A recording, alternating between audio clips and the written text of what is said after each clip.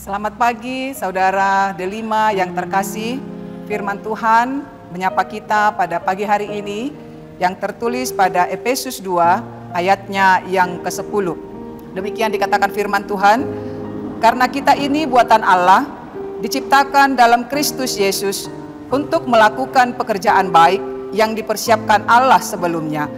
Ia mau supaya kita hidup di dalamnya. Hidup dalam kasih karunia Tuhan. Kasih karunia atau anugerah Tuhan adalah pemberian Allah yang selayaknya kita tidak pantas menerimanya. Karena pelanggaran-pelanggaran dan dosa-dosa yang kita lakukan. Tetapi Allah memberikannya kepada manusia secara cuma-cuma. Walaupun diberikan secara cuma-cuma, namun anugerah atau kasih karunia itu tidak murahan. Itu merupakan hadiah terindah, termahal dari apapun yang ada di dunia ini. Anugerah atau kasih karunia itu tidak dapat dibandingkan dengan apapun yang ada pada kita. Karena anugerah atau kasih karunia itu adalah keselamatan dan hidup yang kekal. Saudara yang terkasih, anugerah atau kasih karunia itu adalah diberikan Tuhan Allah bagi semua umat manusia, semua bangsa, suku bangsa, tanpa terkecuali. Anugerah itu nyata di dalam pengorbanan Yesus Kristus di kayu salib.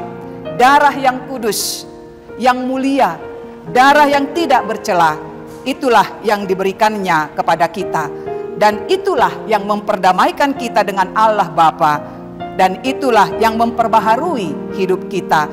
Sehingga kita juga boleh berdamai dengan diri kita dan berdamai dengan sesama kita.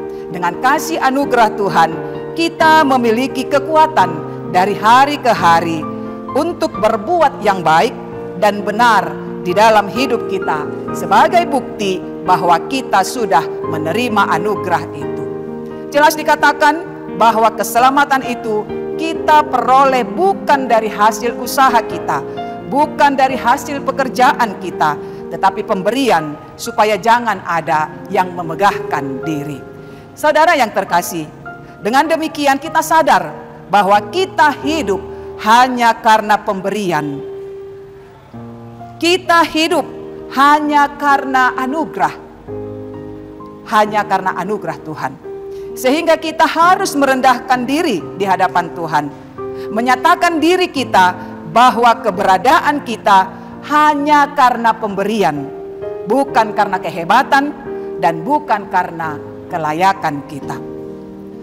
Saudara-saudara yang terkasih, dan kita dibaharui, diciptakan kembali di dalam diri Yesus Kristus melalui darahnya yang kudus tadi.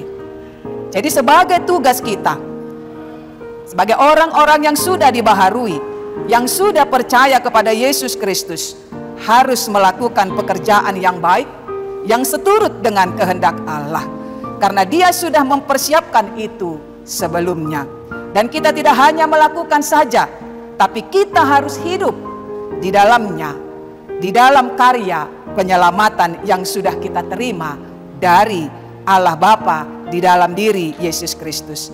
Itu sebab dikatakan dalam kitab Filipi 2 ayat 12, hai saudara-saudaraku yang terkasih, kamu senantiasa taat, karena itu tetaplah kerjakan keselamatanmu dengan takut dan gentar.